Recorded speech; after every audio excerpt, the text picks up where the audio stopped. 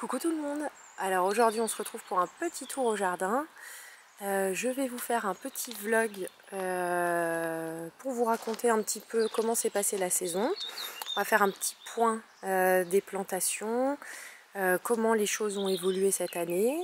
Et on risque d'être un petit peu interrompu par des coups de feu parce qu'il y a la chasse qui a recommencé à côté. Mais voilà, j'espère que ça ne sera pas trop gênant. Donc là on est dans le jardin d'entrée. Ici tout s'est bien passé cette année. On a eu quelques canicules, mais on a eu aussi pas mal de pluie. Ce qui fait que pour les plantes, ça s'est plutôt bien passé. Tout a bien tenu, excepté ici j'ai perdu une fétuque bleue. Mais je crois que c'est parce que les chats font pipi et caca dessus. Voilà, donc j'ai planté une santoline, on l'avait fait ensemble. Petite santoline que j'avais bouturée et qui se porte très très bien. Les petits fraisiers commencent à jouer leur rôle de couvre-sol. Donc vous voyez, ça va venir serpenter un petit peu partout. Donc ça c'est bien chouette. Comme ça drageonne, enfin ça fait des petits bébés très facilement. Vous voyez là il y en a un qui s'est un peu caché dessous, donc je le déplacerai pour venir étendre un petit peu ce couvre-sol partout. Donc cette zone là commence à bien prendre forme. Les astères ont été très jolies, très bien fleuries. De même que les lavandes. Là ici j'ai quand même un thym. Alors ça c'est un thym citron qui n'est pas très joli. Donc je sais pas trop, je me demande si je vais pas l'enlever tout simplement. Alors, une plante que je trouve géniale, c'est celle-ci. Donc ça c'est une Véronique arbustive. J'essaierai de vous retrouver le nom de la variété. Elle est géniale, honnêtement, elle résiste à tout. Et on n'a pas besoin de la tailler, on n'a pas besoin de faire quoi que ce soit. En termes d'entretien, c'est vraiment super. Donc je vous en parlerai un peu plus dans une autre vidéo. Une vidéo que je vais faire bientôt à propos des plantes que j'ai préférées au jardin ces dernières années. Donc ces petites Véroniques, j'en ai deux. Une ici. Et l'avantage c'est qu'elle reste vraiment très compacte, ça forme des jolies boules, c'est très joli pour structurer un massif, très très joli. Donc là j'ai les leucadendrons ont très bien tenu cette année. L'été dernier, en 2022 avec les canicules, ils ont eu un peu plus de mal l'été dernier. Mais là, vraiment, cette année, on a eu plus de pluie et je pense qu'ils ont bien mieux tenu. Il faut que je les taille parce que là, ils deviennent un petit peu bizarres, surtout celui-ci. Là, j'ai mes petites campanules qui commencent à reprendre un peu du poil de la bête. Pendant l'été, elles n'ont pas disparu, mais presque. Toujours ces petits couvre-sols de fraisiers qui se portent super bien. Donc c'est pareil, vous voyez, dès que je vois des petits fraisiers, des plants qui partent avec les stolons, je les attrape et je les remets à d'autres endroits pour vraiment à terme avoir un couvre-sol assez dense, ce qui me permettra petit à petit de beaucoup moins désherber. Donc là c'est un peu galère à filmer, je verrai à l'édition si j'arrive à gérer les zones d'ombre. Mais voilà, la zone commence à être vraiment chouette. Tout a bien poussé. Alors les pittosporums, ils ont... en fait j'ai regardé d'anciennes vidéos et ils ont pris en 1 an et 3-4 mois, ils ont pris presque le triple de taille. Donc ça, les pittosporums, donc ça c'est des pittosporum variegatum. C'est une plante qui est vraiment très très jolie. Alors par contre, elle va pas résister dans les régions trop froides, malheureusement. Parce que j'adore leur feuillage et ça c'est le genre de plante magnifique qui pourrait être installé partout, dans toutes les haies, ça serait trop beau. Surtout, par exemple, vous voyez là, les deux côte à côte, donc le Pittosporum variegatum et l'Europétalum. Je trouve que la combinaison des deux couleurs est vraiment très très jolie.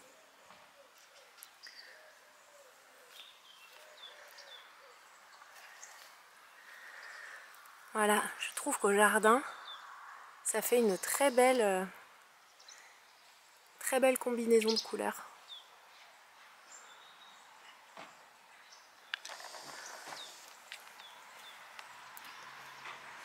Alors ici, je sais pas si on va bien le voir, je vais vraiment essayer de gérer les ombres parce que là, c'est un peu compliqué. Mais là, les deux Cornus sanguinei se portent super bien. Alors là, c'est pareil, eux, en 1 an et 4 mois, ils ont poussé de 1 mètre parce qu'ils étaient tout petits quand je les ai mis.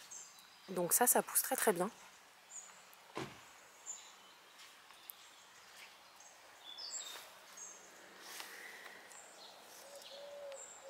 Et étant donné que on n'a pas vraiment eu d'automne, ils ont recommencé à fleurir. Donc bon bah ça c'est un peu embêtant. À leurs pieds, j'avais bien étendu la zone de fraisier qui commence à prendre une belle ampleur. Donc ça c'est vraiment très chouette. Et petit à petit, j'ai beaucoup moins besoin de désherber. Là, il faut que je le fasse, mais ça doit faire... ça doit bien faire 2 mois et demi que j'ai pas désherbé ici. Donc c'est chouette. Donc le jardin d'entrée a très bien poussé. Alors les eucalyptus, ils sont devenus gigantesques. Et alors en fait je suis un peu dégoûtée parce que quand on a planté les eucalyptus, donc je crois que je vous avais déjà expliqué, j'étais censée recevoir 2 eucalyptus Guni, donc qui sont la variété celle-ci. Donc c'est une variété qui est censée rester assez petite. Et en fait celui de droite, clairement c'est une autre variété, les feuilles sont pas du tout similaires. Et il est beaucoup plus grand, il n'a pas du tout la même croissance. Donc je suis un peu dégoûtée parce que celui-ci, du coup, il est en train de devenir immense, quoi. Après, il est au sud, donc je me dis que ça peut être pas mal d'avoir un peu d'ombre sur cette partie-là. Et il est plus loin de la maison. Donc au début, on s'est posé la question de le garder ou pas, mais on va le garder.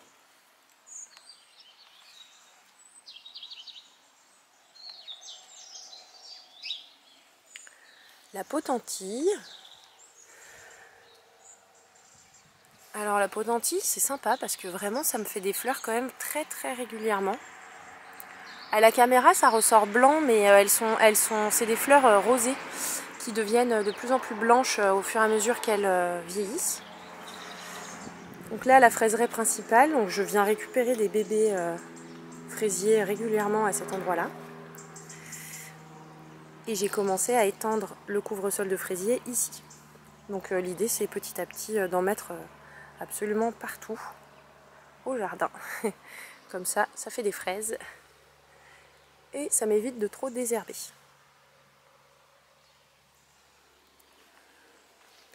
Donc là, cette zone, j'ai perdu des arbustes qui n'ont pas du tout apprécié l'été 2022. Je leur ai laissé cette année pour voir s'ils allaient reprendre, ce qui n'est pas le cas. Donc à cet endroit-là, j'ai une grosse place entre le Troène de Chine et les petits fusains ici, qui sont une espèce de petit arbuste très bas que je pensais mettre entre le Cornus sanguinei et ici j'avais un autre arbuste et là un autre. Les deux sont morts, donc vous voyez là j'ai une très très grande place ici. Donc je vais y mettre quelque chose et j'ai la nounou de notre fils qui a des rejets, enfin des semis spontanés de mimosa. Et je me demande si je vais pas mettre un mimosa à cet endroit-là parce que c'est persistant, ça fait quand même une jolie floraison. Et l'avantage c'est que ça pousse très vite. Et du coup ça me permettrait de venir ne placer qu'un arbuste à cet endroit-là et qui prendrait assez vite sa place. Donc dans l'idée le mimosa c'est un vrai un véritable arbre. Donc ça sera de le tailler assez fortement et régulièrement, de façon à ce qu'il reste contenable à peu près jusqu'à la hauteur de la clôture. Voilà. Donc ça va être un test. Ça va être un test, on verra ce que ça donnera. Tout de suite de l'autre côté, ici on a la plate-bande de plein soleil. Donc cette plate-bande, bah, franchement elle a très très bien fonctionné cette année. Sachant que tout a été planté en pleine canicule, en 2022. Et tout se porte très très bien. Le cyprès est devenu vraiment très très grand. Cette année il a bien poussé parce qu'on a eu de la chaleur et de la pluie aussi nous cet été. Donc il a vraiment apprécié la chose. Les lavandes papillons sont devenues gigantesques. Faut que je coupe les...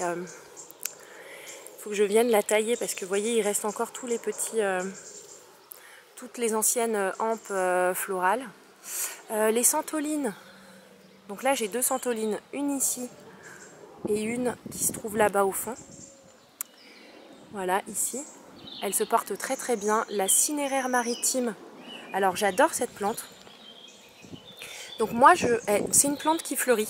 Mais moi, je veux pas la faire fleurir parce qu'en fait, après, elle a la mauvaise tendance. Elle a une tendance à se dégarnir. Donc elle devient super moche en dessous.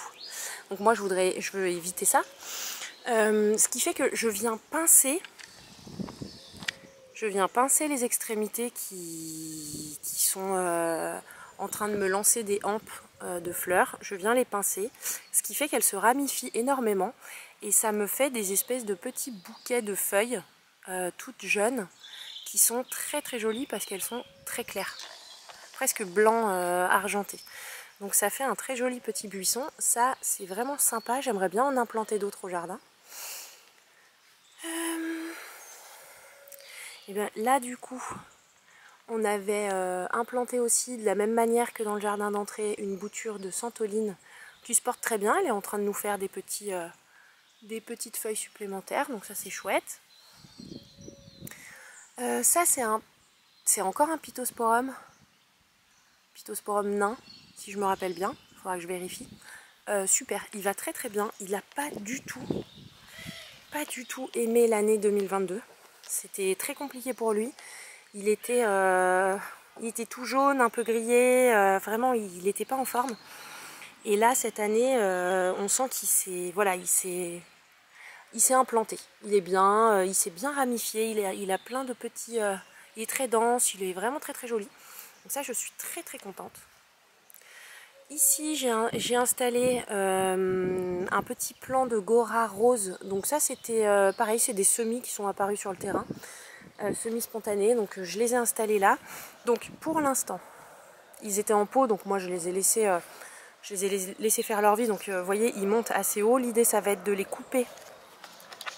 Alors pas tout de suite, je vais les laisser encore un peu, mais en gros ça va être de les couper à peu près ici, de façon à ce que l'année prochaine ils poussent de façon un peu plus trapue et moins haute.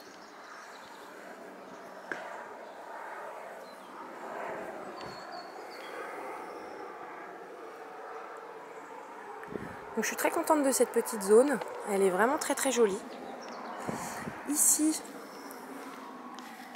j'ai mon petit jardin de, comment dire, sédum succulente qui commence à bien prendre forme. Donc j'ai planté de nouveaux éléments il n'y a pas longtemps. Donc ça se densifie gentiment. L'idée c'est d'arriver à quelque chose d'assez dense, un peu dans cet esprit-là. Mais après ça prend un peu de temps, hein. C'est vrai que tout ce qui est sédum et tout, c'est pas non plus ultra rapide en termes de pouces. Mais voilà, dans l'idée c'est de densifier un petit peu tout ça. Ici j'ai une très jolie sauge violette. Alors là on est un peu, elle est encore bien en fleurs. C'est ma belle-mère qui qui m'avait offert cette sauge arbustive très très jolie, violette. Donc elle est très très visitée par les bourdons. Les bourdons adorent les sauges. Du coup je suis très très contente parce que c'est magnifique à voir. C'est devant notre salon, donc ça c'est chouette. Et après la suite de la plate-bande, c'est un peu le bazar, faut que je désherbe, mais j'ai commencé à le faire. Je vais vous montrer au bout. Donc ça y est, on retrouve, on revoit un peu le dessin arrondi du bout de ce muret. Donc là j'ai ici, sur vraiment la partie angle pointue du bout de cette plate-bande, j'avais installé des muscaris. Donc les muscaris, c'est ces petits bulbes qui font des petites hampes bleu, violet, bleu plutôt, très très jolies au printemps. Donc là ils m'ont ressorti les petits feuillages et je vois qu'ils se sont déjà multipliés, donc ça c'est top parce que j'en avais pas du tout mis autant. Donc ça c'est sympa, j'ai hâte de voir ce que ça va donner au printemps. Donc les muscaris c'est vachement bien parce que du coup ça permet de venir végétaliser, créer un petit coin un peu ornemental sur un coin de plate-bande, les angles qui peuvent parfois être un peu difficiles. Moi je trouve ça super. Ensuite, en suivant, j'ai du gazon d'Espagne qui se porte très bien. J'en ai même un qui m'a refait une petite fleur. Et du coup, ça c'est un petit bébé. Donc apparemment ça se ressème quand même assez bien, ce qui me va très bien parce que là si ça pouvait se densifier, ça serait vraiment chouette. Donc je croise les doigts et puis je pense que j'en rachèterai un ou deux cette année là au printemps. Donc ici c'est les arabettes de Californie, ces deux petits coussins. Je vais en rajouter une, j'en avais acheté 3 et j'en ai une que j'avais implantée au pied de l'abricotier, mais en fait ça grandit pas tant que ça devient pas immense. Donc finalement je vais les rapprocher toutes et les mettre toutes ici. Voilà, mon petit figuier de semis qui a très très bien grandi cette année. Là j'ai des verveines de Buenos Aires qui se sont semées ici naturellement, donc je les ai laissées pour l'instant. Sachant que vu qu'on n'a pas un automne très marqué, elles sont en fleurs. Voilà. Là c'est des petits sédums que m'avait donné ma belle-mère. Alors elle m'en avait donné, genre littéralement elle avait dû m'en donner 10 petites pousses qu'on avait posées au sol. Et c'est devenu une espèce de petite forêt de sédums, toute mignonne, qui s'étend petit à petit. Donc moi je récupère les petits bouts qui s'étendent. Et petit à petit je les mets là-bas, là où je vous ai montré mon petit jardin de sédum à côté de la sauge. Donc c'est très très bien parce que ça se développe assez vite, si on peut dire, et je peux l'étendre à d'autres endroits, donc c'est cool.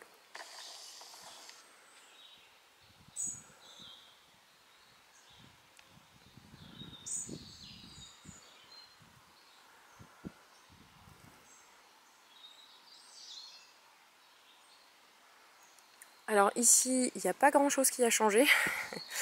En fait, pour être franche avec vous, je sais que je dois m'occuper de cette zone, sauf que c'est une zone qui est absolument envahie par les ronces.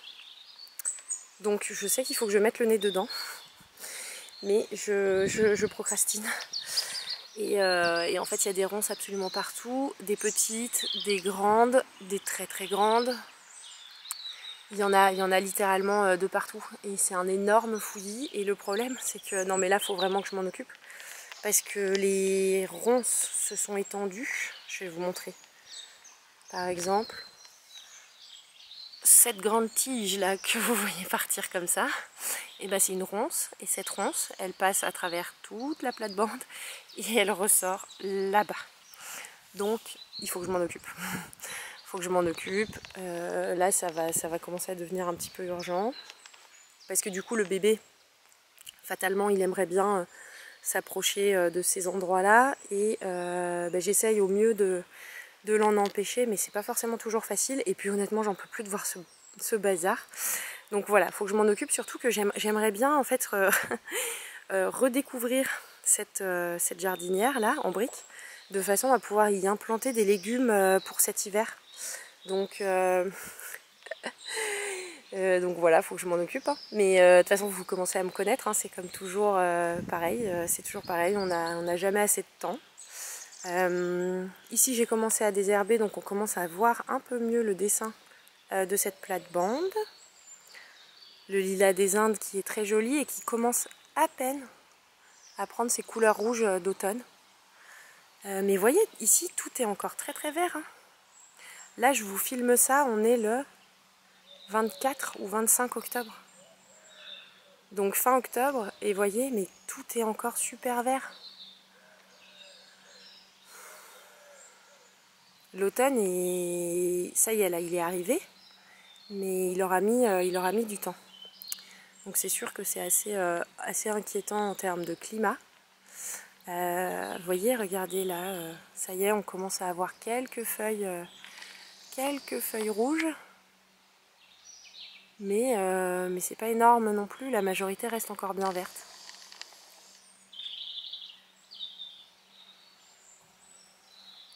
Ici, au pied du lilas des Indes, eh ben, j'ai un bébé lilas des Indes, donc il faut que je lui trouve un nouvel emplacement. Je ne vais pas le laisser là à côté, parce qu'il est vraiment sur le bord de la plate-bande. De l'autre côté, eh ben, c'est pareil, pas mal de désherbage à faire. Mais sinon, tout va à peu près bien. On a le Féjoa qui il pense qu'il est au printemps, donc il pousse. Il fait des nouvelles branches. Voilà. Bon, moi, c'est pas pour me déplaire. Hein.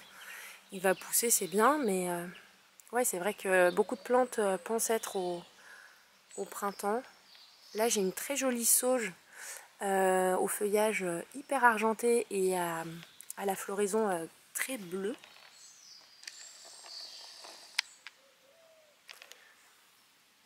Donc très très jolie. Et celle-ci, l'idée ça va être de la bouger. Là je vais pouvoir commencer à le faire parce que ça y est, on a de la pluie, donc il n'y a plus de risque de choc de transplantation. Transplantation, oui, sûrement. Donc dans l'idée, ça sera de la mettre au fond à côté des cerisiers. La zone ici a bien avancé, donc ça vous l'avez vu dans les dernières vidéos. Maintenant je vais semer du gazon à cet endroit-là. On n'a pas eu le temps de bouger la grosse pierre. Mais c'est pas grave, je vais en profiter. J'ai quelques graines de gazon, il faut que j'aille en racheter. Mais je vais déjà ensemencer cette zone-là. Ça sera toujours ça de fait. Et puis ensuite on finira de bouger cette grosse pierre. Derrière, il y a encore quelques bordurettes en béton. Les fameuses. Le papyrus doit bouger de place, mais je ne sais toujours pas quoi en faire. Donc pour l'instant, il est toujours là. Et voilà, dans l'idée, en fait, beaucoup de plates-bandes à redécouvrir, à restructurer. Parce qu'au final, ici, donc j'ai cette grande plate-bande que je dois faire. Ici, j'en ai une autre encore. Ouais, non, il y a quand même pas mal de boulot. mais bon, petit à petit, ça avance. Et puis c'est ça qui est bien aussi au jardin, c'est de se dire qu'on a toujours un petit objectif à faire, quelque chose qu'il faut réaliser. Et moi j'aime bien aussi me dire que j'ai des choses à faire dehors, donc c'est chouette. Je vous montre le bazar. Donc ici sous la pergola, en ce moment on utilise la table de repas pour stocker des conneries. Donc plein de bazar de partout, c'est une cata. Donc ça, faut que je m'en occupe.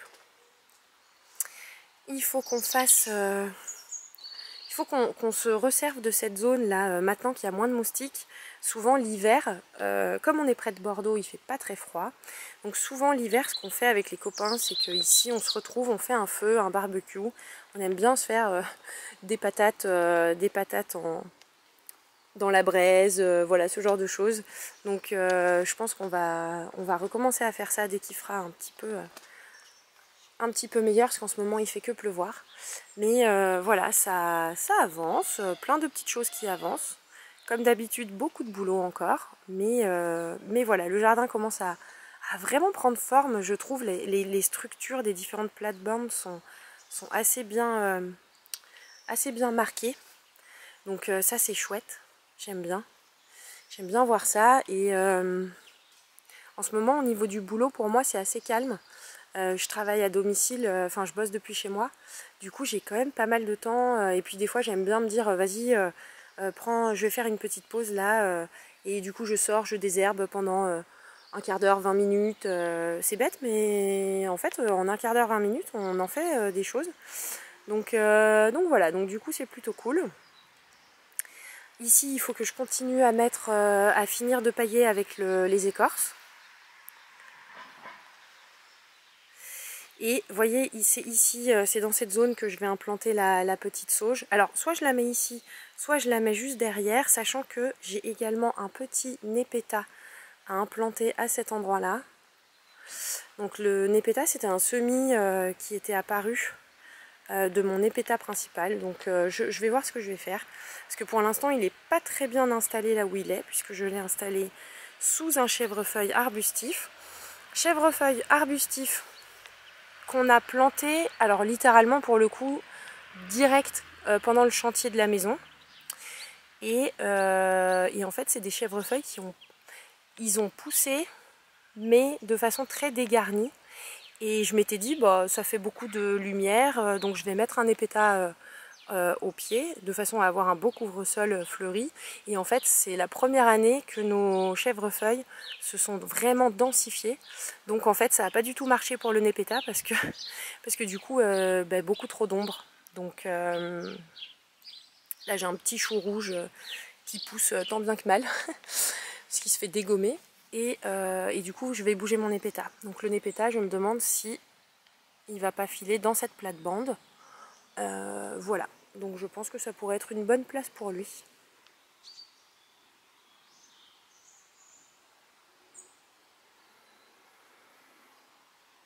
Voilà, petit tour du jardin fin octobre. On dirait pas vu tout le vert qu'on peut admirer en ce moment. On n'a pas encore les couleurs d'automne, nous, sur les arbres. Ça commence tout juste. Mais c'est vraiment très agréable. Mais aussi très inquiétant en termes de climat. Donc voilà, mais du coup, on en profite pour faire tout un tas de choses. Là, c'est vraiment le bon moment pour les plantations d'arbustes, d'arbres. Les légumes, on peut encore en mettre plein. Là, j'ai des salades qu'il faut que j'implante. Voilà, donc je vous dis à très bientôt pour une nouvelle vidéo. Je vous remercie parce qu'on est de plus en plus nombreux sur la chaîne. On est plus de 2100. Et je trouve ça ouf. J'aurais jamais cru en commençant cette chaîne. Donc c'est vraiment chouette. Et en fin d'année, je pense que je ferai une petite vidéo bilan de l'année où on verra il y a un an à quoi ça ressemblait et à quoi ça ressemble maintenant. Et je pense que ça, en fait, on se rend jamais trop compte. Ça fait toujours bizarre de voir l'évolution. Donc c'est une vidéo qui me tarde de faire.